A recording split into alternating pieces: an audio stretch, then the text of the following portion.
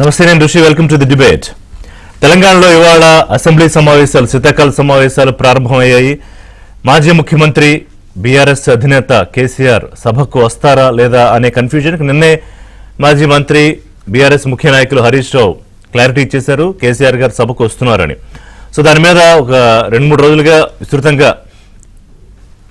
BRS అనుకూల మీడియాలో కానీ లేకపోతే సోషల్ మీడియాలో కానీ విస్తృతంగా సార్ వస్తున్నారు అని ఒక ప్రచారం జరిగింది. మనం కూడా చెప్పాం, వాళ్ళ ఉదయం కూడా చర్చించాం.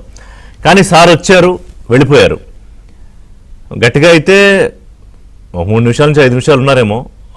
చనిపోయిన ఎమ్మెల్యేలకి మౌనం కాస్త శ్రద్ధాంజలి వహించే కార్యక్రమంలో పాల్గొన్నారు. సో ఈ మధ్యలో సీన్ ఆఫ్ ది డే ఏంటంటే, ముఖ్యమంత్రి రేవంత్ రెడ్డి కేసీఆర్ గారి దగ్గరికి వెళ్ళారు. అసెంబ్లీలో ఆయన సీటు దగ్గరికి వెళ్ళి ఆయన్ని నమస్కారం చేసి ఆరోగ్యం ఎలా ఉందని అడిగితే బాగానే ఉంది అని చెప్పారు. నమస్కారం పెట్టి మళ్ళీ వచ్చి కూర్చున్నారు. అది నిజంగానే ఒక ఆహ్లాదకరమైన దృశ్యంలా అనిపించింది. ఎందుకంటే గత కొద్ది రోజులుగా చాలా మాటల బాణాలు వాడి వేడి ఇక ఆరోపణలు, మొన్న ఒక రోజు అయితే మనం భాష మీద కూడా మాట్లాడుకున్నాం. అంటే నాయకుల తాలూకా స్థాయి, ముఖ్యమంత్రి, మాజీ ముఖ్యమంత్రి, లేకపోతే మంత్రి కేటీఆర్, హరీష్ రావు, వారి స్థాయికి తగ్గట్టు కాకుండా తగ్గించుకుని మాట్లాడుకోవడం చూసాం. అలాంటి వాటికి భిన్నంగా ఇవాళ ఒక దృశ్యం. అయితే ఉంటారేమో కేసీఆర్ సభలో. ఇవాళ ఏదో పెద్దగా వాటర్ మీద చర్చ జరిగిపోతుంది, బ్రహ్మాండంగా ఇదంతా చర్చ జరిగిపోతుంది నేను అనుకోలేదు. ఎందుకంటే ఇవాళ బిజినెస్ క్లియర్గా ఉంది.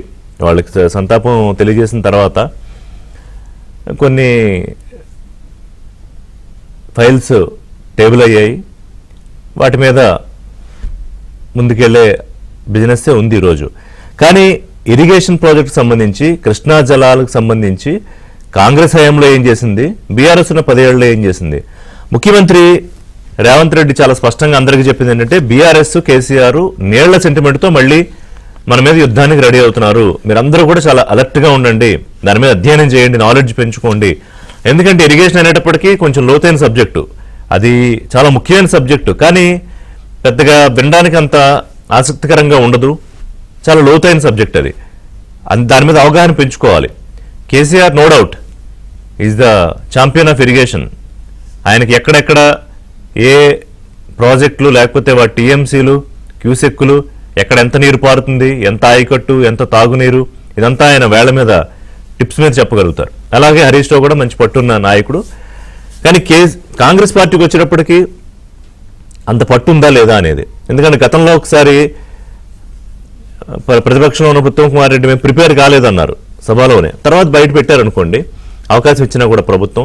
అయితే ఈసారి ప్రతిపక్షంగా బీఆర్ఎస్ మాకు కూడా అవకాశం ఇవ్వాలి, మీరు ఏం అన్యాయం చేశారో కాంగ్రెస్ పార్టీ మేము చెప్పాలి, పాలమూరు రంగారెడ్డికి ఎలాంటి అన్యాయం చేస్తున్నారు అని. కానీ పాలమూరు రంగారెడ్డికి బీఆర్ఎస్ హయాంలోనే డిపిఆర్ని కేంద్రం వెనక్కి తిప్పి పంపింది. కేసీఆర్ కమిషన్ల కోసం, కాంట్రాక్టర్ల కోసం పెద్ద పెద్ద లక్షల కోట్ల ప్రాజెక్టులు ఎత్తుకుని ఈ పెండింగ్ ప్రాజెక్టులన్నీ వదిలిపెట్టేశారని కాంగ్రెస్ ఆరోపణ. సరే, ఏదేమైనా రేపు ప్రెజెంటేషన్లో తేలిపోతుంది అనుకోండి. సో ప్రధానంగా నీళ్లు, నిధులు, నియామకాల్లో మళ్ళీ ఉద్యమం నిర్మిస్తానంటున్న కేసీఆర్, అంటే ఉద్యమ కాలం నాటి కేసీఆర్ మనం చూడబోతున్నామా? ప్రధానంగా మళ్ళీ ఆ నీళ్లతోటి తెలంగాణ సెంటిమెంట్ని మరోసారి రగల్చబోతున్నారా? ఎందుకంటే రేవంత్ రెడ్డి మీద ఏ అస్త్రం వాడాలి? ఒకటి, ప్రభుత్వం ఫెయిల్ అయిందా, బహుశా 2-3 ఏళ్లకి ఎక్కడ ఫెయిల్ అయింది ఏంటి అనే అస్త్రం ఎన్నికల నాటికి చెప్పొచ్చు. 2028లో ఎన్నికలు ఉంటాయి కాబట్టి డిసెంబర్లో. లేదు అంటే కనుక మిగతా అంశాలు ఏ ప్రాతిపదికగా తీసుకెళ్తారు? మళ్ళీ సెంటిమెంట్ని ఒకసారి ఫ్లేరప్ చేస్తారా? బీఆర్ఎస్ చాలా స్ట్రాటజికల్గా ఆంధ్రప్రదేశ్ ముఖ్యమంత్రి చంద్రబాబు నాయుడిని ఇక్కడ రాజకీయాల్లోకి చొప్పిస్తూ ఉంటారు కేసీఆర్. గతంలో 2018లో నేరుగా వచ్చారనుకోండి, మొన్నటి ఎన్నికల్లో తీసుకొచ్చారు, ఉపయోగపడలేదు. ఈసారి ఖచ్చితంగా ఆల్రెడీ ఇప్పటికే తీసుకుని రావడం ప్రారంభించారు. సో ఓవరాల్గా ఇవాళ తెలంగాణలో జరుగుతున్న డిస్కషన్ ఏంటంటే, సోషల్ మీడియాలో కానీ మీడియాలో కానీ సార్ వస్తారన్నారు, వచ్చారు, వెళ్ళిపోయారు అని. రేవంత్ రెడ్డి గారు వెళ్ళడం, మాట్లాడడం చాలా ఆయన హంబుల్నెస్కి ఒక సాక్ష్యంగా కనిపించింది, ఎక్స్పెక్ట్ చేయలేదు అని మాట్లాడుతున్నారు. ఆ టైంలో కేటీఆర్ గారు ఒక్కరే లేవలేదు, అంటే వారి పక్కన పాడి కౌశిక్ రెడ్డి కూర్చున్నారు, మిగతా వాళ్ళు అందరూ కూడా లేచారు.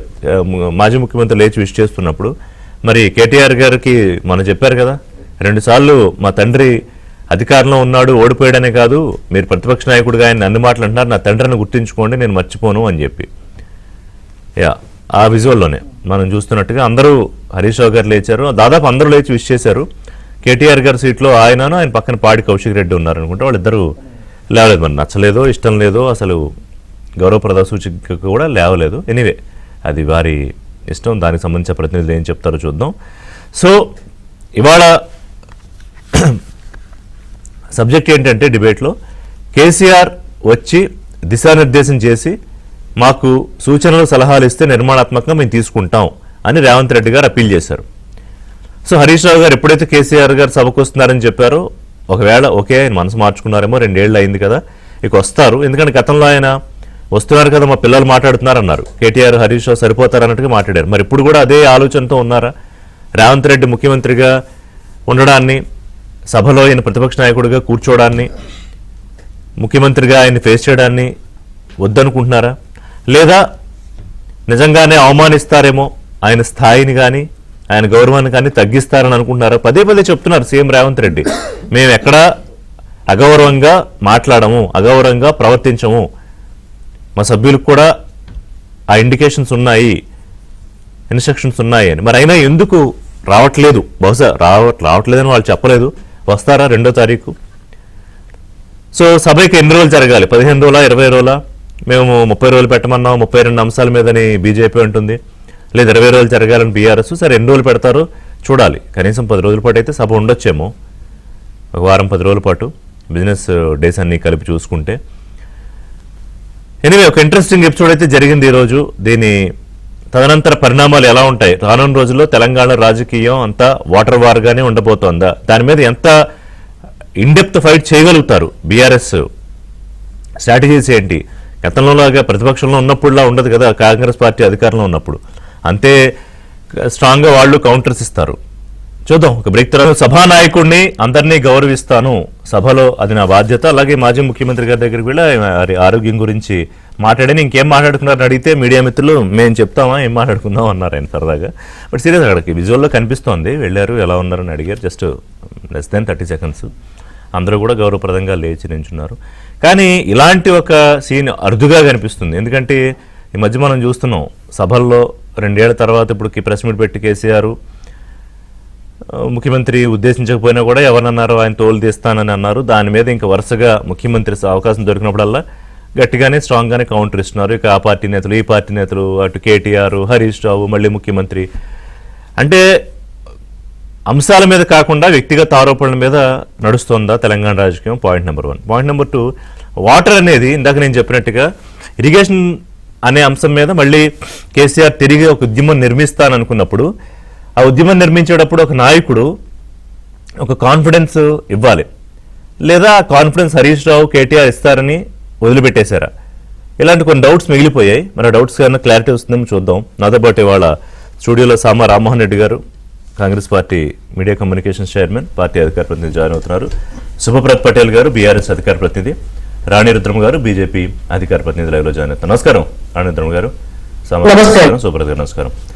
శుభప్రత్ పటేల్ గారు, వస్తున్నారని మొత్తం అసలు అదేదో పాట ఉండేది కదా, సార్ వస్తారనేది మహేష్ బాబు గారి సినిమాలో. అట్లా కేసీఆర్ గారు వస్తున్నారని చాలా హడావుడి జరిగింది.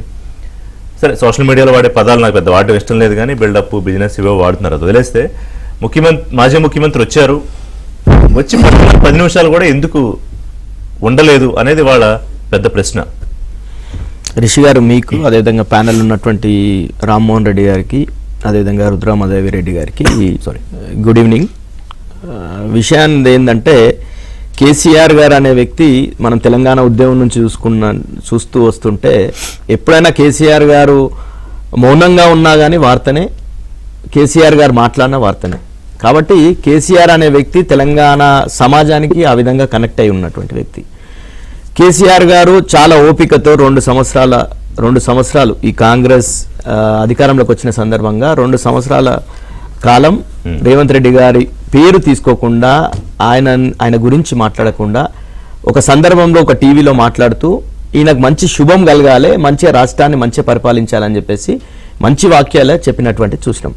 కానీ రేవంత్ రెడ్డి గారి విషయానికి వస్తే, రేవంత్ రెడ్డి గారు ప్రతి సందర్భంలో కేసీఆర్ గారి పేరు లేకుండా ఒక్క సందర్భంలో మాట్లాడినటువంటి పరిస్థితి లేదు. అది స్కూల్ పిల్లల మీటింగ్ కావచ్చు, ఈ ఉద్యోగుల మీటింగ్ కావచ్చు, లేకుంటే కొత్తగా అపాయింట్మెంట్స్ ఇవ్వడం కావచ్చు, ప్రతి సందర్భంలో వారే ముఖ్యమంత్రిగా చేశారు కదా డెఫినెట్ గా. కానీ కేసీఆర్ గారిని తిట్టడమే పరమావధిగా పెట్టుకున్నటువంటి రేవంత్ రెడ్డి గారు ప్రతి సందర్భంలో మనం చూసినప్పుడు ఆ అన్పార్లమెంటరీగా, అంటే కనుగుడ్లు బీకి గోటీలాడుకుంటా, లేకపోతే పేగులు తీసి మెడలు వేసుకుంటా, లేక తొక్కి బండ పెడతా, లేకపోతే నువ్వు చావాలే, లేకపోతే నీకు బండరాయి కట్టి నీళ్ళల్లో మునిగి సావాలే, ఊరేసుకొని సావాలే, ఇట్లా అన్ని శాపనార్థాలను పెట్టడమే మనం చూసినాం.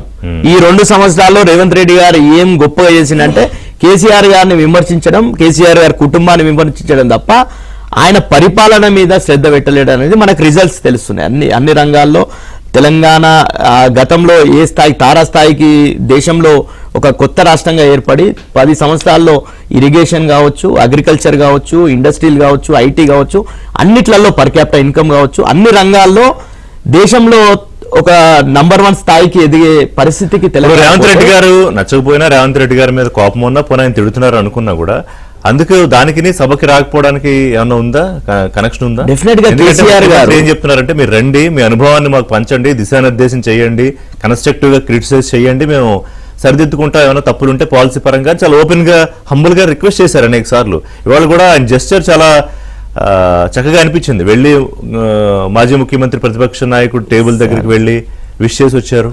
సార్ ఇంతకు ముందు గతంలో కూడా కేసీఆర్ గారు హాస్పిటల్లో పడితే పోయి పరామర్శించాడు. బయటకు వచ్చి ఏం మాట్లాడిండు, నిన్ను స్ట్రెచ్చర్ మీద ఉన్నావు, నువ్వు తర్వాత నెక్స్ట్ మార్చరీకి పోవాలని చెప్పిండు. అట్లాంటి పదాలు ఎవరైనా కోరుకుంటారా? లేదు. అదే అన్నారు చాలా సందర్భాల్లో రేవంత్ రెడ్డి గారు లెట్ మీ టాక్ స్టేచర్ గురించి మాట్లాడుతూ, ఇది చాలా సందర్భాల్లో చాలా మంది మిస్కమ్యూనికేట్ అయింది. ఇది స్టేచర్ గురించి మాట్లాడుతూ మీ స్ట్రెచర్ కి పడిపోయింది, స్ట్రెచర్ నుంచి మార్చురీకి వెళ్లకుండా చూసుకోండి అన్నారు. వ్యక్తిని అనలేదు. ఎందుకని మీరేమంటారు? కేసీఆర్ గారి స్టేచరు, రేవంత్ రెడ్డి స్టేచరు. అరే స్టేట్ అది కేసీఆర్ గారు అన్నారా సార్? నో, మీలాంటి వాళ్ళు అంటారు, డెఫినెట్ గా అంటారు కదా. కేసీఆర్ అనే వ్యక్తి లేకుండా రేవంత్ రెడ్డి గారు అంటే ఇష్టం లేదు కాబట్టి ఆయన సభకు రారు, అంతేనా? సభకు రారని చెప్పలే. 100% మేము నీళ్లకు సంబంధించి ఈ రోజు పాలమూరు జిల్లాకి, అదేవిధంగా నల్గొండ కావచ్చు, మా రంగారెడ్డి జిల్లా, పూర్వ రంగారెడ్డి జిల్లా కావచ్చు, తీరని అన్యాయం రేవంత్ రెడ్డి కాంగ్రెస్ ప్రభుత్వం చేస్తుంది.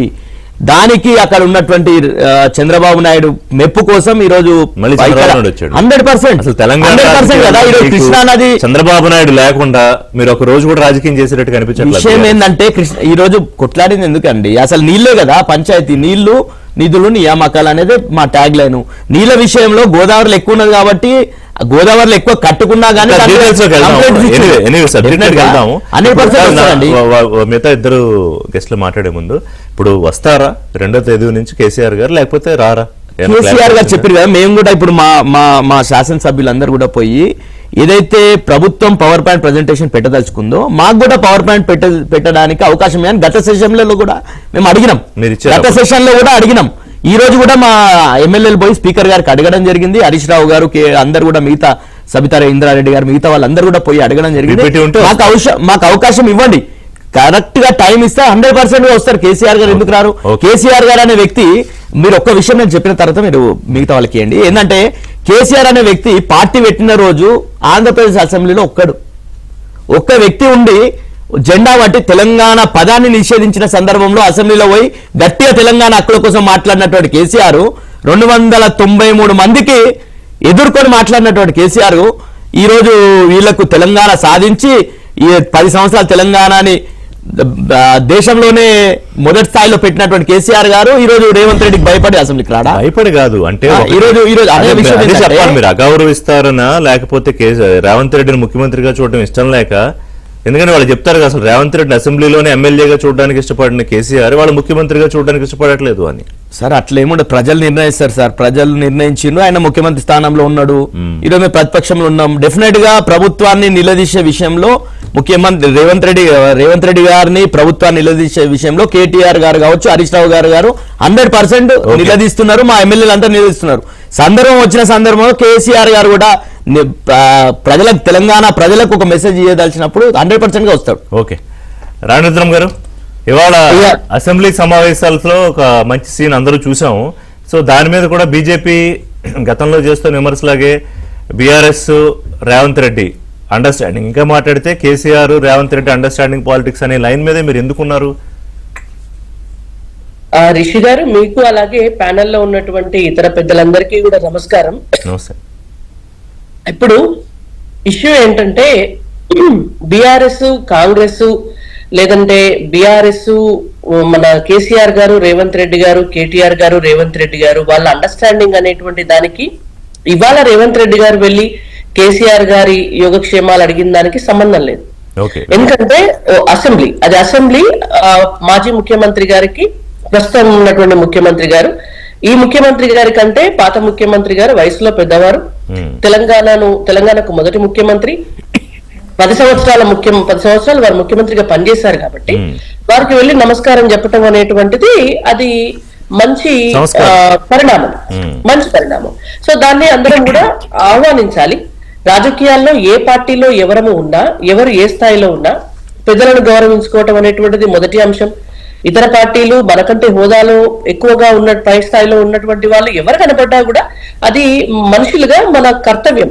అది ఇవాళ పరిపాలించేటటువంటి వాళ్ళకి కనీస సంస్కారం లేకపోతే కింది స్థాయి కార్యకర్తలకు ఏ పార్టీ సంస్కారం ఉంటదండి? అది అవసరం. కాబట్టి దానికి చేసిన కామెంటే, మహేష్ గారు చేసిన కామెంటే నేను ప్రస్తావించా. సార్, అయితే నేను అది చూడలేదు, బట్ నేను నా ఒపీనియన్ నేను చెప్తున్నాను.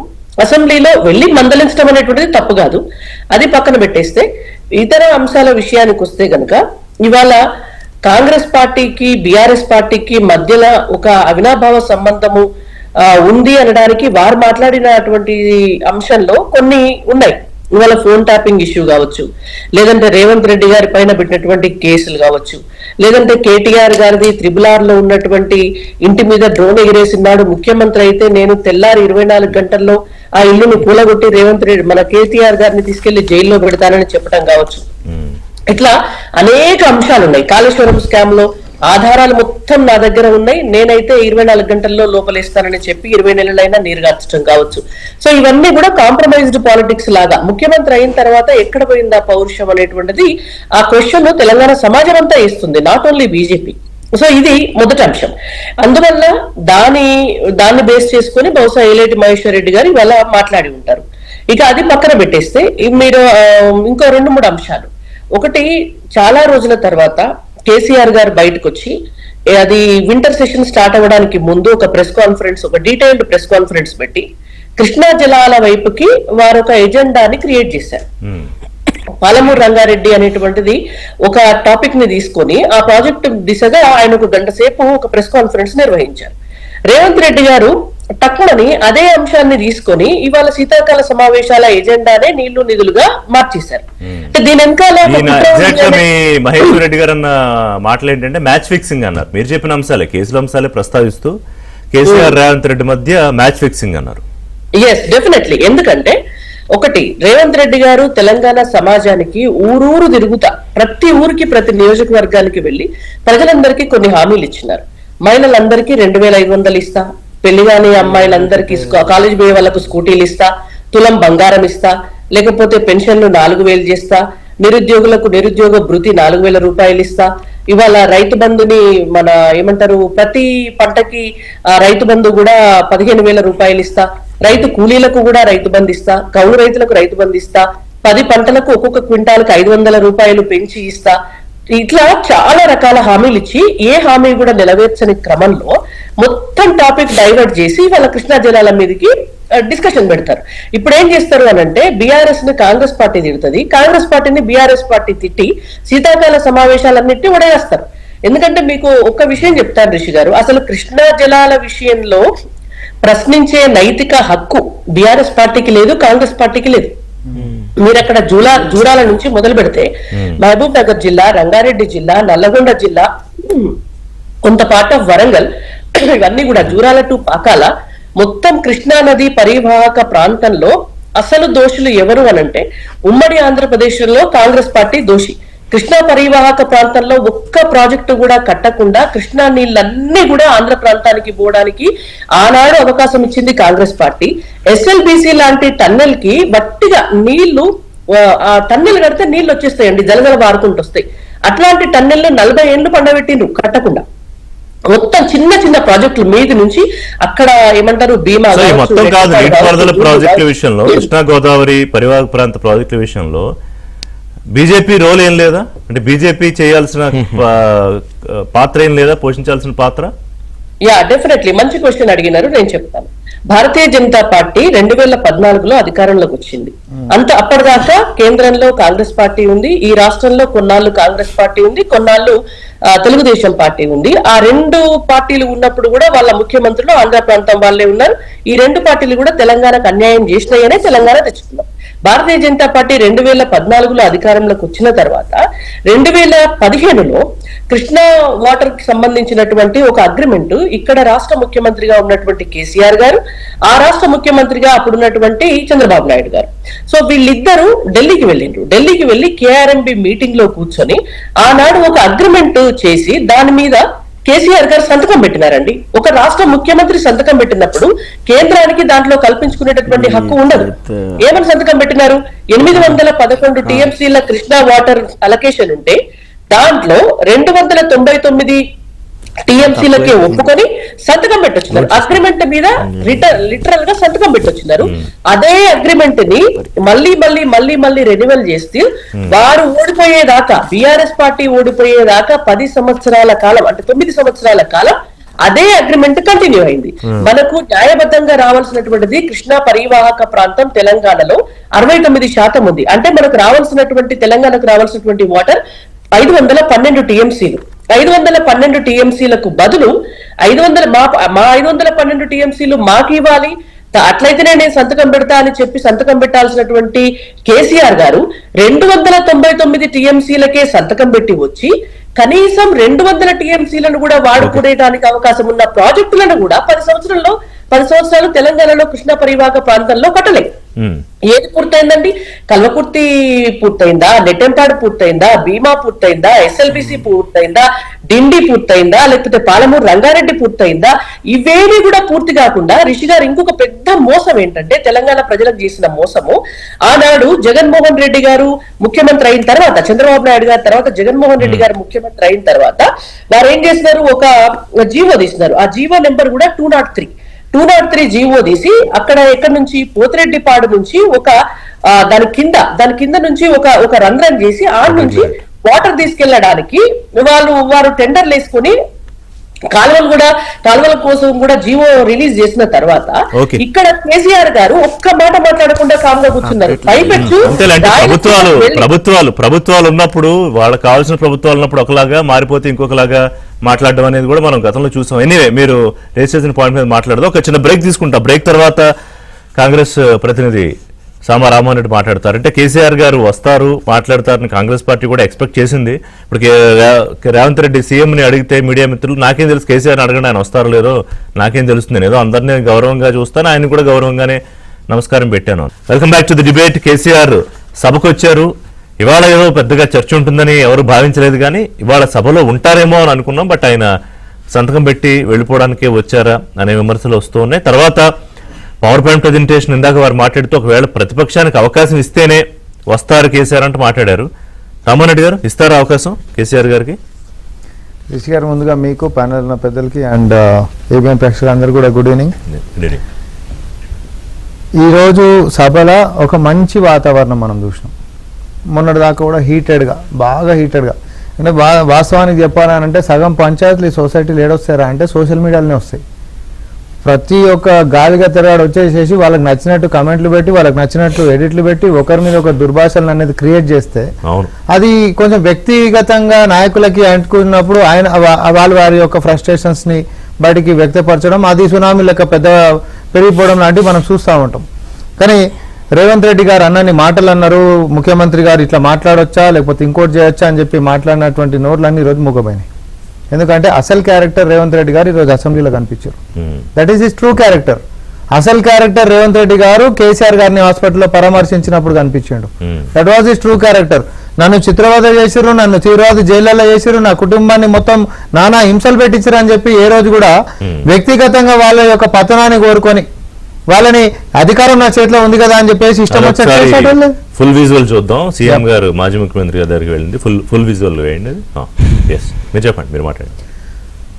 సో ఇప్పుడు ఆయన ఆ సభకు వచ్చిన దగ్గర నుంచి మొదలు పెట్టుకుంటే సభ లోపలికి వచ్చిన తర్వాత ముఖ్యమంత్రి గారు నేరుగా ఆయన దగ్గరికి పోయేసేసి పలకరించినటువంటిది.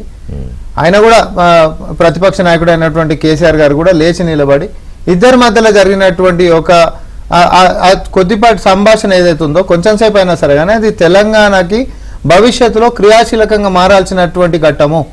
ఈరోజు ముఖ్యమంత్రి గారిని ఆయన పేరు ప్రస్తావన తీయలేదు, రేవంత్ రెడ్డి గారి పేరు ప్రస్తావన తీయలేదు అంటే ఏదో బీలిటిల్ చేసేటట్టు వాళ్ళ ఈగోలను సాటిస్ఫై చేసుకునేటట్టుగా వాళ్ళ సొంత పార్టీ నేతలు కొంతమంది వ్యాఖ్యలు చేసినుండే.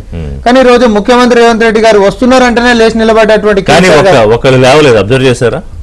ఇక నమస్కారానికి నమస్కారం, అందుకని అంటున్నా రిషి గారు, నమస్కారానికి నమస్కారం, సంస్కారం. ఎప్పుడైనా కూడా మనం బస్ లో కూడా పోతుంటే ఒక పెద్ద మనిషి కనిపించారంటే లేచి మనం సీట్ ఇస్తాం. ముఖ్యమంత్రి వచ్చి అందరూ వస్తే అందరూ లేచారు, మంత్రులు మాజీ మంత్రులు లేచారు. ఇక కొంతమందికి సంస్కారం, కొంతమందికి సంస్కారం అనేది నేర్పిస్తే వచ్చేది కాదు, అది లోపలికి రావాలి. దురదృష్టవశాత్తు అది కేటీఆర్ గారికి లేదు. నేను అందుకని అంటున్నా సోషల్ మీడియాలో, ఇప్పుడు సోషల్ మీడియాలో కూడా ఏమైనా వ్యాఖ్యలు వస్తే దాని ఏదో పర్సనల్ గా తీసేసుకుని ఆయన దాన్ని పట్టపట్ట ముఖ్యమంత్రి గారిని అడ్డగోలు మాటలు మాట్లాడుకుంటా, అరే భావితరాలు మన అందరినీ కూడా చూస్తా ఉన్నాయి. ఇప్పుడు ముఖ్యమంత్రి గారి తత్వం ఏందో మీకు తెలుసు. ఆయన ఒక మాట ఎవరన్నా అన్నారు అని అంటే ఆయన పడడు. But at the same time అనిపించుకోవద్దు, సింపుల్. ఆయన దగ్గరికి ఏంటిది అని అంటే ఎత్తున అద్దంతో డీల్ చేసినట్టే ఉంటది. అద్దం ముందుకు పోయి బూతులు మాట్లాడితే నీ బూతులు నీకు వినబట్టినట్టే కదా, నిన్ను నువ్వు అనుకున్నట్టే కదా. సో రేవంత్ రెడ్డి గారి క్యారెక్టర్ గట్లనే ఉంటది. కానీ రేవంత్ రెడ్డి గారికి మంచితనానికి అంతే మంచితనం సమయం ఉంటే ఓకే కదా ముఖ్యమంత్రి గారు. నేను ఏమంటున్నా సార్, ఒకటి రాష్ట్రానికి ఒక పెద్ద కదా ముఖ్యమంత్రి అంటే. ఇప్పుడు నేను ఒకటి చెప్తా, మనం ఎంత సమయం మనం ఉన్నా ఒక్కొక్కరు ఒక్కొక్క దిక్కుకెంచి వచ్చి 4 కుక్కలు బట్టి పీకుతున్నాయి అనుకుందాం. ఉదాహరణ ఎవరు నిర్దేశించి కాదు, మన డిఫెన్స్ మనం చేస్తామా లేదా? ప్రతిపక్షంలో ఉంటున్నప్పుడు సోషల్ మీడియా మాధ్యమాల్లో అడ్డమైన బూతులు ఇష్టం వచ్చిన అది వాడి పార్టీకి సంబంధమా కాదా, అసలు ఈ పార్టీ కూడా కాదా అనేటటువంటి ఇంకేది లేదు. ఇష్టం వచ్చి ఏదో విన్నర్ కాబట్టి మనం వచ్చి ముఖ్యమంత్రి మీద మాట్లాడేస్తామనంటే ఆయన అన్నప్పుడు ఆయన ఊకుంటాడా? ఆయన ఊకునేటటువంటి వ్యక్తి అయినా నువ్వు మంచి చేయి, ఆయన నీకు మిత్తితోటి మంచిగా ఇస్తాడు. నువ్వు చెడు చేసినావు అనుకో మిత్తితోటి చెడు చెల్లిస్తాడు. కానీ వ్యక్తిగతంగా మీరు పతనం అయిపోవాలి, మీరు అదైపోవాలి ఇదైపోవాలి అనేటటువంటిది మిమ్మల్ని ఏ రోజు కూడా అటాకులు చేయించింది కాదు కదా. మీ లెక్క తప్పుడు కేసులు పెట్టించి జైళ్ళలో నూపించింది కాదు కదా. చేయనటువంటి తప్పులకి అసలు స్టేషన్ బెల్ ఇవ్వాల్సినటువంటి కేసులకి తీవ్రవాదుల జైళ్ళలో పెట్టి ఈరోజు చిత్రహింసలు పెట్టినటువంటి దాఖలాలు లేవు కదా. అప్రజాస్వామ్య వ్యవస్థ అధికారం చేతులకు ఇచ్చారు కాబట్టి ఈరోజు నానా చిత్రహింసలు లేదు కదా. సో ఆయన ఆలోచన విధానం అది. ఇప్పుడు దేవుడు అనేటువంటి నేను నమ్ముతా, వాళ్ళు చేసినటువంటి పాపాలు వాళ్ళకే అయిపోతాయి. ప్రజలు నాకు ఈరోజు ఈ పట్టం కట్టినప్పుడు నా యొక్క పరిపాలన, నా యొక్క విధానాలు అనేటటువంటివి క్షేత్రస్థాయిలో ప్రజానికానికి మేలు జరగాలి కాబట్టి నా యొక్క ఏది ప్రయారిటీస్ అనేటటువంటి దానికి ఉండాలి అనేటటువంటి ఒక సందర్భంలో కాదు చాలా సందర్భాలు జరగట్లేదనే కదా నేను బయటకు వచ్చానని చెప్తున్నారు కేసీఆర్ గారు. చూసా 2 ఏళ్లు తెలంగాణ రాష్ట్రం ఎందుకు తెచ్చుకున్నాము, ఎటుపోతోంది, కనీసం నీళ్లు ఇవ్వలేకపోతున్నాము అని మొదలుపెట్టి మళ్ళీ ఉద్యమం చేస్తానంటున్నారు. అంటే ఇప్పుడు ఒక పాత కేసీఆర్ ని మళ్ళీ చూడబోతున్నాం అనే ఒక పోర్ట్రేట్ అయితే జరుగుతోంది స్టేట్ లో. సార్ ఇప్పటికి కూడా నేను మీ ఏబిఎన్ లైవ్ లో చెప్తున్నా, ఎలివేషన్లు బీఆర్ఎస్ సోషల్ మీడియాలోనేమో ఎలివేషన్లు ఇస్తురేమో కానీ ప్రజలలో మాత్రం వాళ్ళని ఎలిమినేషన్లు చేస్తారు ఇంతే. ఎందుకంటే అది జూబ్లీస్లో తీసుకున్నా, కంటోన్మెంట్లో తీసుకున్నా, పార్లమెంట్లో తీసుకున్నా, అసెంబ్లీలో తీసుకున్నా, ఈ అన్ని విషయాలలో కూడా సోషల్ పంచాయతీ ఎన్నికలు తీసుకున్నా, ఇక్కడ అన్ని ఎన్నికలలో కూడా సోషల్ మీడియా అనేటటువంటి దాంట్లో వాళ్ళకు ఉంటున్నటువంటి వ్యవస్థ, వాళ్ళు సంపాదించుకున్నటువంటి పైసలతో అన్ని రకాలుగా సెలబ్రిటీలను కూడా తీసుకొని వచ్చి వాళ్ళు చేసుకున్నటువంటి ప్రచారాలు మనందరికీ కూడా తెలుసు. కానీ ప్రజల్ని నమ్ముకున్నటువంటిది, ప్రజాస్వామ్యాన్ని నమ్ముకున్నటువంటిది, కార్యకర్తల్ని నమ్ముకున్నటువంటి రేవంత్ రెడ్డి గారే గెలుస్తుండ్రు, కాంగ్రెస్ పార్టీ గెలుస్తాం. మీరు కేసీఆర్ గారిని సభలో చూడాలనుకుంటున్నారా? ఒకటే ఇగో నేను అది కూడా నేను ఒకటే మాట చెప్తున్నా, అసలు ఇన్ని రోజులు రేవంత్ రెడ్డి గారి పేరే తీయడు అని కొంతమంది పాపం కేసీఆర్ గారికి ఉద్దేశం ఉందా లేదా మనకు తెలియదు. ఆయన లోపల ఎంతరంగం మనం మాట్లాడడానికి లేదు, అది పద్ధతి కాదు. కానీ కేసీఆర్ గారు రేవంత్ రెడ్డి పేరు కూడా తీయలేదు. చూసినావా మా సార్ ఎంత గొప్పోడు అంటే మా సార్ పెద్దోడు, సీఎం గారు చాలా చిన్నోడు అని చెప్పి వెకిల్ చేష్టలు చేసినటువంటి కొంతమందికి ఈరోజు చంపపెట్టుగా ఈరోజు జరిగినటువంటి ఆ యొక్క సందర్భం. కేసీఆర్ గారు అసెంబ్లీకి వచ్చారు. ప్రజాస్వామ్యం ఎంత గొప్పది అని అంటే అహంకారం అనేటటువంటిది ఎవరిది కూడా నడవదు, దింపుతారు. ప్రతిపక్షం సీట్ అన్నప్పుడు ఇచ్చినప్పుడు కూర్చోవాల్సిందే. రాజ్యాంగం అనేటటువంటిది ప్రజాస్వామ్యం ముఖ్యమంత్రి వచ్చినప్పుడు లేచి నిలబడాల్సిందే. అంటే నేను మళ్ళీ అట్లా కూడా అది వేరే ఉద్దేశంలో నేను మాట్లాడాను. మీరు ప్రజాస్వామ్యం గొప్పతనం అన్నారు, ఎందుకంటే నేను ఈ లైన్ లో కేసీఆర్ గారు కూడా నేను వేరే లెక్క నేను అనను. ఎందుకు అనంటే ముఖ్యమంత్రి గారు మా సంస్కారం సార్ అది. రేవంత్ రెడ్డి గారు ఇన్ని మాటలు అన్నారు అన్నప్పుడు ఆయన ఆరోగ్యం బాగుందా లేదా అని చెప్పి ఆయన సీట్ దగ్గర నుంచి అవతల సీట్ దగ్గర పోయిండు. అహంకారమే గిట్ట ఫీల్ అయితే ఆర్డర్ కూర్చొని కూడా ఏదో చేయొచ్చు, పట్టించుకోకర్లా, అవసరం లేదు, పట్టించుకోకర్లా, గుర్తించక్కర్లేదు కూడా. పచ్చి తెలంగాణ చెప్పాలంటే ఏపీలో జగన్ చేసినట్టు తిట్టించి ముసిముసి నవ్వులు నవ్వచ్చు. కౌరవుల సభ మనం విన్నాం, ఏడిపించి కౌరవుల సభ అని అనిపించుకున్నప్పుడు మళ్ళీ ముఖ్యమంత్రి ఆయనకు వస్తాం. అట్లాంటివి కాకుండా సంస్కారం తోటి పోయి పలకరించినప్పుడు ఆయన కూడా పెద్ద మనిషి. అడిగానంటే ఆయన మీకు సభలో ఉండాలనుకుంటున్నారా అని ఇందాక మిత్రుడు మాట్లాడుతూ మీరు ఆయనకి పవర్ పాయింట్ ప్రెజెంటేషన్ ఇస్తారు, ప్రతిపక్షానికి అవకాశం ఉంటే వస్తారు అన్నారు. ఇప్పుడు నేను దానికి వస్తా. అసలు పాలమూరు రంగారెడ్డికి సంబంధించినటువంటి దాంట్లో ఆయన ఏవైతే ఆరోపణలు చేసిండో, నిరాధారమైనటువంటి ఆరోపణలు చేసిరో, ఇది ఊకే మీడియా ముంగటికి వచ్చి ప్రశ్నలు తీసుకోకుండా మాట్లాడిపోయేటటువంటి అంశం కాదు. చట్టసభలో మనము ఒకరికొకరు మాట్లాడుకుంటే అధికారికంగా లెక్కలు మొత్తం ఆధారాలతోటి ప్రజల ముంగట ఆన్ రికార్డ్ ఉంటాయి ఇప్పుడు. సో భయపడేటటువంటి వాళ్ళమైతే చట్టసభ అనమండి, మీడియా ముంగట ప్రశ్నలు లేకుండా వెళ్ళిపోతాం. ఇక్కడ మనం రివర్స్, ఎవరికి ఎవరు గుండెపోటు వస్తుందనే భాషలో నేను పోను. కానీ నేను తప్పు చేసినప్పుడు ఎవరైనా భయపడతారు, తప్పు చేయలేదు కాబట్టే, గతంలో తప్పులు డొర్లినాయి కాబట్టే ప్రజాస్వామ్యం ఇచ్చినటువంటి చట్టసభలోకి రండి, చర్చిద్దామని అన్నాం. మీకు ఎన్ని రోజులు కావాలో చెప్పండి, ఇస్తామని చెప్పి కూడా మనం అన్నాము. మీరు ఈరోజు తీసుకున్నటువంటి ప్రతిపాదన మేము ఓకే అన్నాము. అయితే మా ప్రశ్న ఏంటిదంటే, ఈరోజు వచ్చిపోయిండు సంతోషం, తర్వాత కూడా కేసీఆర్ గారు ఇక రెగ్యులర్ రావాలి. ప్రజాస్వామ్యంలో ఆయన యొక్క గజ్వేల్ గురించి మాత్రమే కాదు, ప్రతిపక్ష నేత కాబట్టి సమస్యల మీదైనా గత చరిత్ర మీదైనా చర్చకైనా సిద్ధంగా ఉండాలని మేము ఉల్టా సవాలని ఇస్తున్నాము. గతంలో ఇసిరినాం కాబట్టి మంత్రులను నేను ఇంటికాడికి పంపించి ఆహ్వానం పంపించినాం సార్. మేము ఆయన వస్తే ఇక్కడ మంత్రి గారు రాకుండానో లేకపోతే ఇంకోళ్ళు రాకుండానో ఆయన ప్రశ్నలు వేస్తే పారిపోయినటువంటి చరిత్ర రేవంత్ రెడ్డి గారి కేబినెట్ కి లేదు. రేవంత్ రెడ్డి గారి కేబినెట్ యొక్క తెగిడిపు ఏంటిదంటే ప్రతిపక్ష నాయకుడి ఫామ్ హౌస్ కాడికి పోయి ఆహ్వాన పత్రిక ఇచ్చినాం మనం 2 సార్లు మీరు చట్టసభకి చర్చిద్దాం మనం అని చెప్పి. ఇది ఎవరికి ఉంటది? సభకు వచ్చినా రాకపోయినా కేసీఆర్ అయితే మళ్ళీ నీళ్లతోటి ఒక సెంటిమెంట్ రగిలించడానికి సిద్ధంగా ఉన్నారు. అది అయితే ముఖ్యమంత్రి మీకు చెప్పారని వచ్చింది. అలాగే మిమ్మల్ని అందరినీ ప్రిపేర్ గా కూడా ఉండమన్నారని. ఉత్తగా మాట్లాడడానికి లేదు, సెంటిమెంట్ రగిల్స్తారా, వెన్నుపోటు పొడిచిర్రా, ఇది చర్చ జరగాలి. కృష్ణా జిల్లాలో ఎందుకంటే తెలంగాణ ఉద్యమంలో శుభప్రద్ పటేల్ చెప్పినట్టుగానే నీళ్లు నిధులు నియామకాలు అనేటటువంటి నినాదంతో వచ్చినటువంటి ఆ యొక్క ఉద్యమంలో నీళ్లు అనేటటువంటి మొదటిది ఉండే, ఆ మొదటిది కూడా నీళ్ళలో కృష్ణా జిల్లాలోనే పంచాయతీ ఎక్కువ ఉండే, మన గోదావరి జిల్లాలో కాదు ఎక్కువ. కృష్ణా జిల్లాలో పంచాయతీ ఎక్కువ ఉంటున్నప్పుడు నువ్వు పంచాయతీనేమో పక్కకు పెట్టి నీ ప్రయారిటీ గోదావరి మీదకి తీసుకొని పోయి ప్రాజెక్టు కట్టుకుంటా నేను మొత్తం 10 సంవత్సరాలు పడా పెట్టినప్పుడు ఎవరికి అన్యాయం చేశారు? అసలు వాటా గురించి ఉద్యమం జరిగినప్పుడు ఏ వాటానైతే నువ్వు ఒప్పుకోకుండా అవసరమైతే తలనైనా తీసేసుకోవాలన్నప్పుడు అధికారంలోకి రాగానే అపరిచితుడు లెక్క రామం లెక్క మారిపోయి, రామం లెక్క ఉద్యమకారులకు రెమో లెక్క మారిపోయి నువ్వు వాడికి పోయి బేసిన్లు లేవు, బేసజాలాలు లేవు అని చెప్పి ఉప్పు చేపలు తిని తర్వాత 299 టీఎంసీలకి సంతకాలు పెట్టొచ్చి తర్వాత ప్రాజెక్టులు పడావెట్లు పెట్టడం అసెంబ్లీలో చర్చ జరుగుతుంది. దీనికి ఏం చెప్తారు? ఇప్పుడు మీరు అబద్ధం పునాదుల మీద అసలు బతుకుతున్నారు అనేది ఉత్తమ్ కుమార్ రెడ్డి అన్నారు, సామాను ఇంకొకళ్ళు అన్నది కాదు. ఒక అబద్ధాన్ని 100 సార్లు చెప్పి నిజం చేయాలనుకుంటున్నారా? నెంబర్స్ మాట్లాడతాయి, ప్రతిదీ ఎప్పుడెప్పుడు సంతకాలు పెట్టాము, ఎన్ని టీఎంసీలు ఉన్నాయి, ఏం ఒప్పుకున్నాము, అంతర్రాష్ట్ర ఇవన్నీ ఉన్నాయి కదా. సో అప్పుడు మాట్లాడినప్పుడు మీదంతా తేటతెల్లం అయిపోతుంది అని రెడీగా ఉంది ప్రభుత్వం. ప్రెజెంటేషన్ కౌంటర్ చేయాలి కదా. 100% రిషి గారు, మేము అన్నిటికీ సిద్ధంగా ఉన్నాం. గత 10 సంవత్సరాల్లో నీళ్ల కోసం, ముఖ్యంగా పాలమూరు జిల్లా కోసం బీఆర్ఎస్ పార్టీ చేసినటువంటి కృషి ఏందనేది అందరు కూడా తెలిసినటువంటి. పాలమూరు జిల్లాలో దాదాపు 10 లక్షల ఎకరాలకు నీళ్లు ఇచ్చి పాలమూరును పచ్చబడేటట్టు చేసింది కేసీఆర్ అంటారు. చెప్తాను కదా, చెప్తాను. విషయం ఏంటంటే ఈరోజు రుద్రమదేవి గారు మాట్లాడుతూ కేసీఆర్ గారు సంతకం పెట్టొచ్చిండు అని చెప్తున్నది. విషయం తెలుసుకోవాలి ఏంటంటే 2015లో జరిగినటువంటి సమావేశంలో గతంలో అసలు వాస్తవానికి ఏంది, నదీ జలాల పంపిణీ అనేది రాష్ట్రాల మధ్యలో జరుగుతుంది, ప్రాంతాల మధ్యలో. గతంలో తెలంగాణకు ఆంధ్రాకు జరగలే, ప్రాజెక్టుల వారీగా జరిగినాయి. ప్రాజెక్టుల వారీగా కేటాయింపులు ఎంత ఉండే గతంలో 2013కు ఉన్నటువంటిది ఏంటంటే 299 టీఎంసీలు తెలంగాణకు, 512 టీఎంసీలు ఆంధ్ర ప్రాంతానికి. అది ప్రాజెక్టుల వారీగా అలొకేషన్. మేము ఫస్ట్ నుండి కూడా తెలంగాణ రాష్ట్రం వచ్చిన నాటి నుండి కూడా ఏపీ రీఆర్గనైజేషన్ యాక్ట్ లో సెక్షన్ 89లో స్పష్టంగా section 3 of inter state water disputes tribunal వేయాలి, ట్రిబ్యునల్ ద్వారానే వాటర్ అలొకేషన్ చేయాలని చెప్పేసి వాదించింది మేము. ట్రిబ్యునల్ అపెక్స్ కౌన్సిల్లో చాలా సందర్భాల్లో వాదిస్తే కేంద్ర ప్రభుత్వం ఆ రోజు చంద్రబాబు భాగస్వామ్యం ఉన్నటువంటి కేంద్ర ప్రభుత్వం ఆ రోజు మా మాట వినకుండా లెక్క చేయకపోతే మేము సుప్రీంకోర్టు కూడా పోయినటువంటి పరిస్థితి ఉంది. సుప్రీంకోర్టు పోయిన సందర్భంలో ఆ రోజు సుప్రీంకోర్టులో మీరు విత్డ్రా చేసుకుంటే మేము వేస్తాము ట్రిబ్యునల్ అని చెప్పి అక్టోబర్ 2023లో ట్రిబ్యునల్ బ్రిజేష్ కుమార్ ట్రిబ్యునల్ వేసారు. వేసిన సందర్భంలో ఈ రోజు నదీ జలాల వాటాకు సంబంధించి గతంలో మా వాదనలు ఏముండంటే తెలంగాణలో పాలమూరు ఎంత వెనుకబడిన జిల్లా, అదేవిధంగా హైదరాబాద్ కూడా కృష్ణా బేసిన్ కింద వస్తుంది, అదేవిధంగా రంగారెడ్డి కావచ్చు, ఫ్లోరైడ్ ఉన్నటువంటి నల్గొండ కావచ్చు, ఈ ప్రాంతాలన్నిటికీ నీళ్ళు మీరు అధికారంలోకి వచ్చేటప్పటికి వెనకబడిన జిల్లాలు అదే కదా నినాదం. ఇప్పుడు నీళ్లు, నిధులు, నియామకాలు, వెనకబాటుతనం, అసలు తెలంగాణ ప్రత్యేకమైన రాష్ట్రం కావాలి, ఉద్యమం అక్కడే కదా.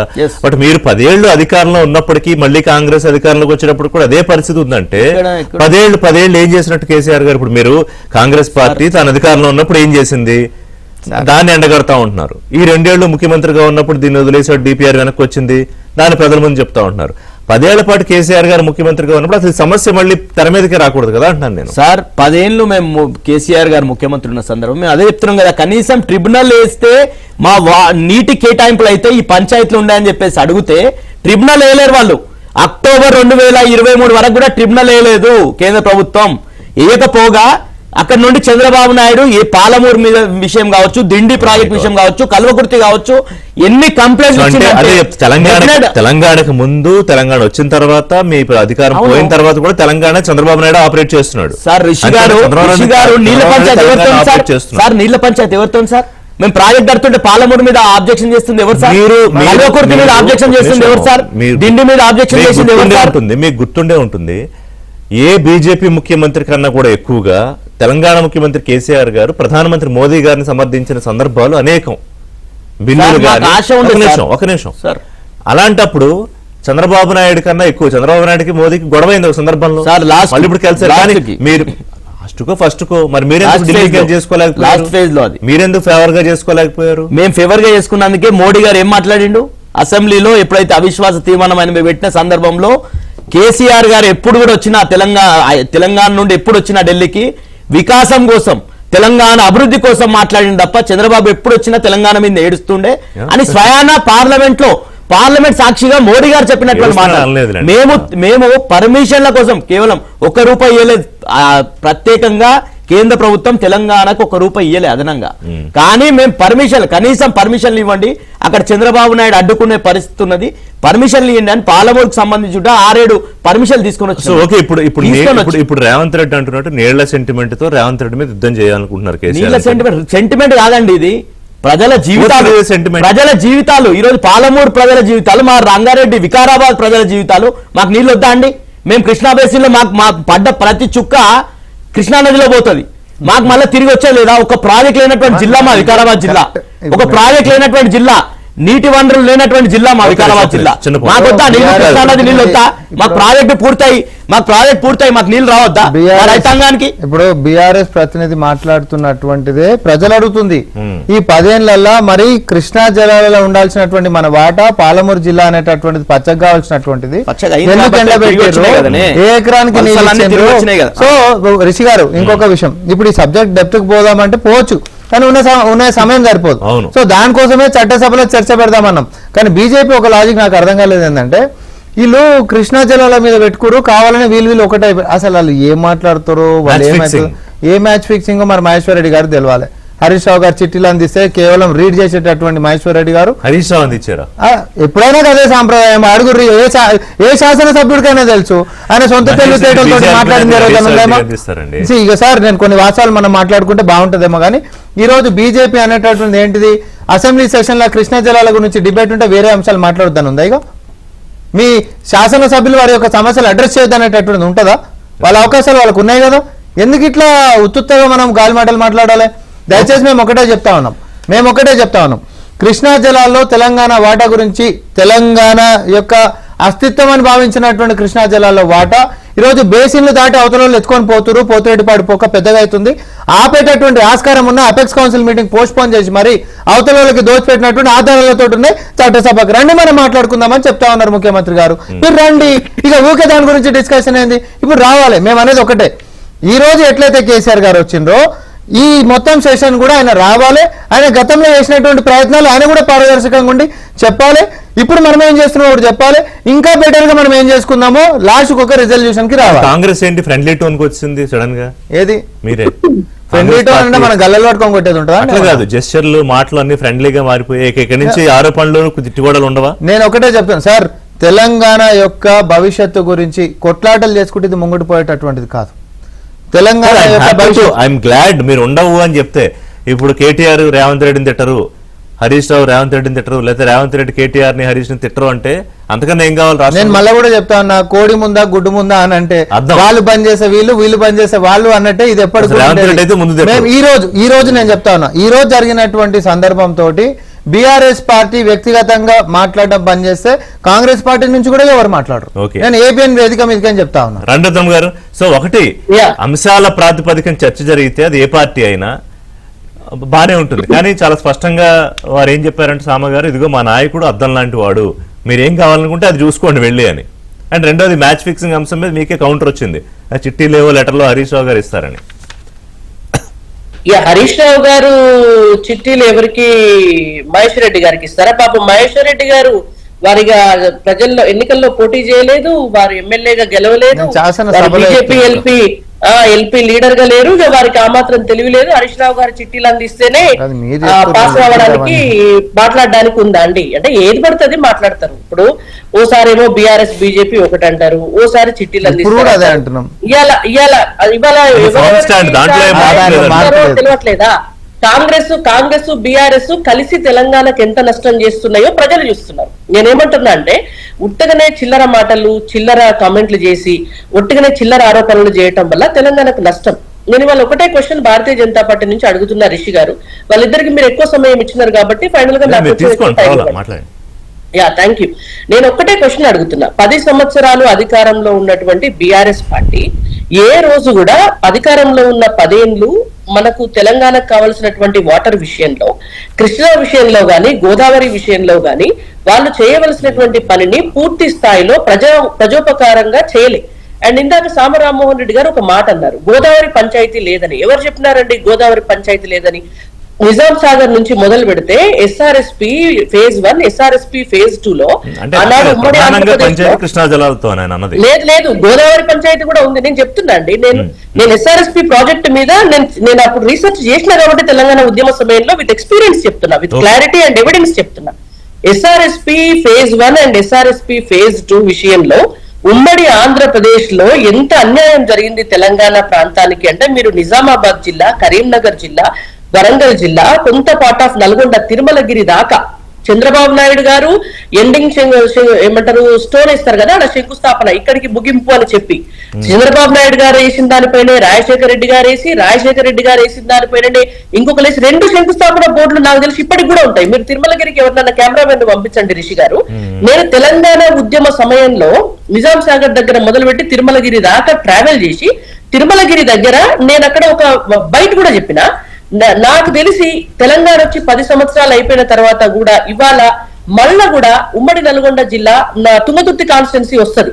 నా అంచనా తుంగతుర్తి కాన్స్టిట్యున్సీ సరౌండింగ్స్ లో తిరుమలగిరి విలేజ్ ఉంటది, టౌన్ ఉంటది, అక్కడ ఆ 2 శంకుస్థాపన చేసిన బోర్డులు ఉంటాయి. ఇప్పటికీ కూడా అక్కడికి నాకు తెలిసి కాల్వలు ఎస్ఆర్ఎస్పి ఫేజ్ 2 కాల్వ పై ఉండదు. అంటే ఉమ్మడి ఆంధ్రప్రదేశ్ లో గోదావరి జలాల విషయంలో ఆనాడు కాంగ్రెస్ పార్టీ అన్యాయం చేసింది, తెలంగాణ రాష్ట్రం వచ్చిన తర్వాత బీఆర్ఎస్ పార్టీ అన్యాయం చేసింది. ఇవాళ నేను ఒక విషయాన్ని క్లారిటీగా ఏం చెప్పదలుచుకున్నా, 2 సంవత్సరాలు అయింది కదండి ఈ కాంగ్రెస్ పార్టీ మళ్ళా ఇవాళ అధికారంలోకి వచ్చి తెలంగాణ రాష్ట్రంలో. ఈ 2 ఏళ్లలో కృష్ణా పరివాహక ప్రాంతం మీద ఉన్నటువంటి ఏ ప్రాజెక్ట్ అన్నా అసలు మీరు ఏ ప్రాజెక్ట్ ఉందన్నా కంప్లీట్ చేసినారా? Any project. ఇవాళ దాని కింద ఉన్నటువంటివి పై నుంచి కింది దాకా ఉన్నటువంటి ఒక 7-8 ప్రాజెక్ట్స్ ఉన్నాయి. చిన్న ప్రాజెక్ట్ అండి, డిండి ప్రాజెక్టు 300 కోట్ల రూపాయలు అయితే కంప్లీట్ అవుతుంది. ఈ రోజు వరకు 2 సంవత్సరాలైనా మీరు మొదలే పెట్టకపోతే ఇంకా 3 ఏళ్లలో మీరు ఏం చేస్తారండి? సారీ, అంటే కాంగ్రెస్ పార్టీ చేసినటువంటి అన్యాయం, బీఆర్ఎస్ పార్టీ చేసిన అన్యాయం ఏదైతే ఉందో దాన్ని కాంగ్రెస్ పార్టీ కంటిన్యూ చేస్తోంది. Okay. మళ్ళీ మీదకెళ్ళి ఇవాళ పాలమూరు రంగారెడ్డి అనేటువంటి ఒక ఎజెండా కేసీఆర్ గారు ఫిక్స్ చేయగానే దాని మీదకి డైవర్ట్ చేసి దీని మీద నువ్వు తప్పు చేసినావంటే నువ్వు తప్పు చేసినావని మాటలు అనుకుని వదిలేస్తారు. ఇవాళ రేవంత్ రెడ్డి గారే చెప్తున్నారు కదా, నేను చిప్ప పట్టుకుని తిరుగుతున్నా, నా దగ్గర పైసలు లేవు, నన్ను కోసి పోగులేస్తే కూడా ₹1 రాదు అని. మరి ఇలా ప్రాజెక్టులన్నీ ఎట్లా కడతారు చెప్పాలి, దానికి సమాధానం చెప్పాలి. జాతీయ హోదా ఒక ప్రాజెక్ట్ అడుగుతున్నారు కదా కేంద్రం, ఒక్క ప్రాజెక్ట్ కన్నా జాతీయ హోదా ఇవ్వమని అడుగుతున్నారు కదా. ఇవ్వాలి అని అంటే రిషి గారు, ఇవాళ మీరు పార్టీలు అనేటువంటిది పక్కన పెట్టి నిజాయితీగా ఆలోచిస్తే ఏదన్నా ఒక ప్రాజెక్ట్ కి జాతీయ హోదా కావాలి అని అంటే సబ్మిట్ చేసేటటువంటి డిపిఆర్ విషయంలో అయినా, ప్రాజెక్ట్ ఎస్టిమేషన్ విషయంలో అయినా, ఏ కంపెనీకి కాంట్రాక్ట్ ఇస్తున్నాం అనేటువంటి విషయంలో అయినా దాని పరివాహక ప్రాంతం ఎంత, నీటి వాటా ఎంత, ఎక్కడెక్కడి ప్రాంతానికి దాని వల్ల ఏ రైతులకి న్యాయం జరుగుతుంది అనే విషయంలో నిజంగా నిజాయితీ చిత్తశుద్ధి ఉంటే కేంద్రం కూడా ఇస్తుంది. కొన్ని సందర్భాల్లో ఏం జరుగుతుందో తెలుసా రిషి గారు, మనకు తెలంగాణలో కాళేశ్వరం ప్రాజెక్టే దానికి ఎగ్జాంపుల్. ఫస్ట్ డిపిఆర్ సబ్మిట్ చేసినప్పుడు కాళేశ్వరం ప్రాజెక్ట్ కి సంబంధించి ఇగో మా ఎస్టిమేషన్ ఇంత, మేము ఇంత చేస్తాము అని చెప్పి పర్మిషన్స్ తెచ్చుకున్నారు. కేంద్రం నుంచి పర్మిషన్స్ ఇచ్చిన తర్వాత దాన్ని వైలేట్ చేసిండ్రు, దాని లొకేషన్స్ మార్చిండ్రు, ఒక్కొక్కటి కట్టాల్సినటువంటి వాటిని ఒక 5 కిలోమీటర్లు 10 కిలోమీటర్లు జరిపిండ్రు. వాళ్ళు ఇష్టం వచ్చినంత ఖర్చును పెంచినారు, ఇష్టం వచ్చినట్టు చేసుకొని మళ్ళీ కేంద్రమే పర్మిషన్ ఇచ్చిందని కాంగ్రెస్ వాళ్ళు అంటారు, కేంద్రమే మాకు జాతీయ హోదా ఇవ్వలేదని బీఆర్ఎస్ వాళ్ళు అంటారు. అంటే నువ్వు ఆ rules and terms and conditions లో ఫిట్ కానప్పుడు కేంద్రం జాతీయ హోదా ఎవరికి కూడా ఇవ్వదు. నిజంగానే జెన్యూన్ గా చేస్తే ఎప్పుడైనా కూడా కేంద్రం ఇస్తుంది. ఇవాళ వీళ్ళు అడిగితేనే కేంద్రం ఇన్నిస్తుందా తెలంగాణ? మీ మీద వచ్చే విమర్శలు ఏంటంటే నేను చాలా క్లియర్ గా పొలిటికల్ క్రెడిట్ వచ్చే అంశాల మీద మీరు వ్యవహరించే తీరు, రాని అంశాల పట్ల బీజేపీ వ్యవహరించే తీరు మీద కూడా విమర్శలు ఉన్నాయి కదా.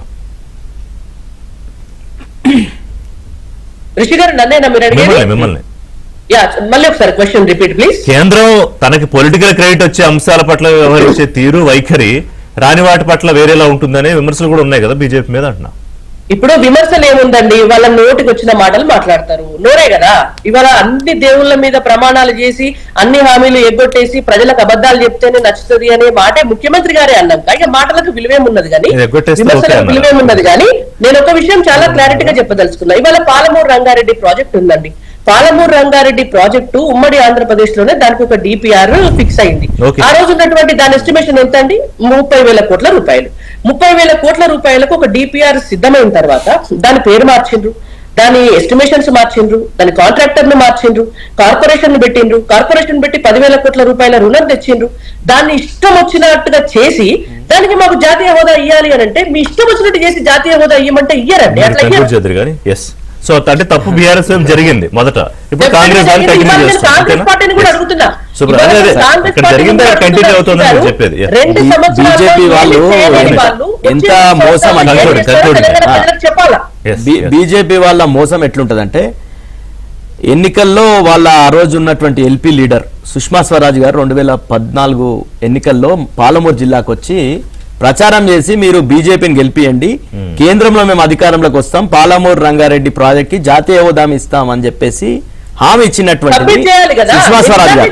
కానీ తెలంగాణ ఒక నిమిషం డిక్లేర్డ్ డే అంటే తెలంగాణ June 2 అసలు ఆవిర్భావన అంటే అఫీషియల్ గా డిక్లరేషన్ డే కాకముందే ఫస్ట్ కేబినెట్ సమావేశంలోనే తెలంగాణకు సంబంధించిన 7 మండలాలను తీసుకుపోయి ఆంధ్రాలో కలిపిరండి. వీళ్ళు ఈరోజు మాట్లాడతారు బీజేపీ పాలమూరులో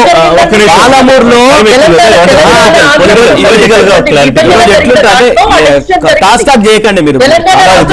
టైం కూడా అయిపోయింది. ఇప్పుడు దాని విషయంలో అంత డీటెయిల్ టైం లేదు కానీ పొలిటికల్ గా కాదు, ఒక్క నిమిషం కాదు, పొలిటికల్ గా ఇప్పుడు కేసీఆర్ పాలమూరు రంగారెడ్డి అనే ఒక పెద్ద గన్ను వెపన్ తీసుకొచ్చి రేవంత్ రెడ్డి మీద యుద్ధానికి రావడానికి సిద్ధమయ్యారు, అంతేనా సార్? డెఫినెట్ గా ప్రజల పక్షాన మేమేమంటున్నాం సార్, ప్రజల పక్షాన మేము పోరాటం చేస్తాం.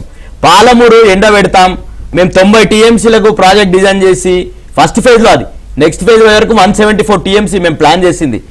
మేము 90 టీఎంసీలకు మేము ప్రపోజల్ పంపితే మళ్ళీ 45 టీఎంసీలే సాల్ అని చెప్పేసి లేఖ రాస్తే ఉంది కదా. కాదండి, ఇప్పుడు పాలమూరుకు సంబంధించి, రంగారెడ్డి మా వికారాబాద్ జిల్లాకు సంబంధించి, నల్గొండ జిల్లాకు సంబంధించి మాకు కావాల్సినది కృష్ణా నది నుంచే కదా మాకు నీళ్ళు రావాల్సింది. ఈ రోజు నార్లాపూల్ రిజర్వాయర్ కంప్లీట్ కాలేదా? ఏదులా కావచ్చు, వట్టం కావచ్చు, కర్వెన కావచ్చు, అదే విధంగా అండర్ కన్స్ట్రక్షన్ ఉన్నటువంటి ఉదండాపూర్ కావచ్చు, లక్ష్మీపల్లి, ఇవి చేయకుండా 20,000 ఎకరాలు మేము అక్వైర్ చేసినామండి. 85% పనులు కంప్లీట్ చేసినాం. వీళ్ళు ఒక్క రూపాయి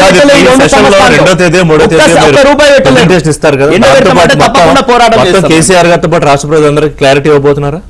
ఖచ్చితంగా క్లారిటీ కోసమే సెషన్స్ కేసీఆర్ గారు కూడా రావాలని చెప్పి మనం అంటా ఉన్నాం సార్. సింపుల్ లెక్క, ఒక లేమన్ కూడా అర్థమయ్యేటటువంటి భాషలో చెప్పాలంటే, ఈరోజు బీఆర్ఎస్ పార్టీ ఎన్ని సాకులు చెప్పినా సరే, అరే అవతలోడు నీటి వాటలలో ఇద్దరికి పంచాయతీలు గారా, మరి అవతలోడేమో ఎత్తుకపోయింది, సాధ్యమైంది, ఎట్లా అయిపోయింది, మనమేమో ఎత్తుకరాలేకపోయినాం ఎట్లా, మన నీళ్ళు మనం వాడుకోలేకపోయినాం ఎట్లా అనేటటువంటి ప్రశ్న గిట్ట బీఆర్ఎస్ పార్టీ జవాబు ఇవ్వగలిగితే ఇబ్బంది ఉండదేమో. కానీ బీజేపీ నేను ఒకటే అంటున్నా, తెలంగాణ పోరాటంలో గుండుసున్నా, ఓకే, తెలంగాణ ఇయ్యటంలో, తెలంగాణ వచ్చినాక నిధులు తేవటంలో గుండుసున్నా, తెలంగాణకు రావాల్సినటువంటి విభజన చట్టంలోని హామీలు ఇచ్చే దాంట్లో గుండుసున్నా, తెలంగాణకి నిధుల విషయమే కాదు అన్ని విషయాల్లో గుండుకున్నటువంటి పార్టీని ఏమని చెప్పి మనం మాట్లాడదాం. ఏది సరే గుండు సున్నా మీదకి వాళ్ళకి అంత కాన్ఫిడెంట్ ఉంటే ఈరోజు 100% మేము ఉంటున్నాం. మాకే ఒక లైన్ నేను ఆలోచిస్తా కాదు, రాణి రుద్రమ గారు మాట్లాడారు కాబట్టి చెప్తున్నా. కేంద్ర మంత్రి కిషన్ రెడ్డి గారైనా బండి సంజయ్ గారైనా మీరు అడుగుతున్నటువంటి లెక్క ప్రకారమే అడుగుతున్నాక 299 టీఎంసీలప్పుడు అన్యాయం జరిగిందని చెప్పి బీజేపీ ఏం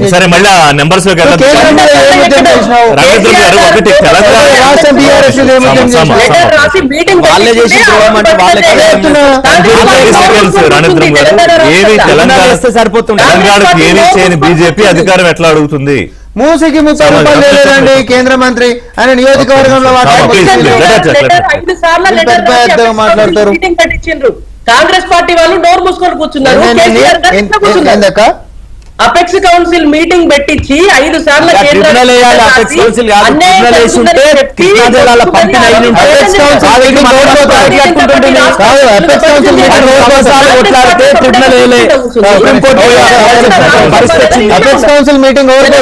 తెలంగాణకి అన్యాయం ఎంతమంది ఉన్నారు దాంట్లో?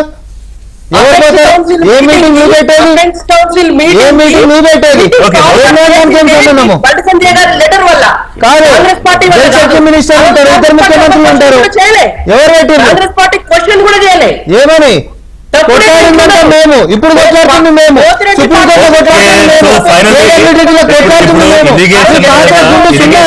కొట్లాడడానికి సిద్ధమయ్యారు. బీఆర్ఎస్ అండ్ కాంగ్రెస్ మధ్య ఫైట్, బీజేపీ రోల్ ఏంటో చూద్దాం. థ్యాంక్ యూ వెరీ మచ్ రాణిరుద్రమ గారు, రామ్మోహన్ రెడ్డి గారు, సుప్రద్ గారు. ఇది వాళ్ళ డిబేట్. అప్డేట్స్ కోసం కీప్ వాచింగ్ ఏబిఎన్ ఆంధ్రజ్యోతి.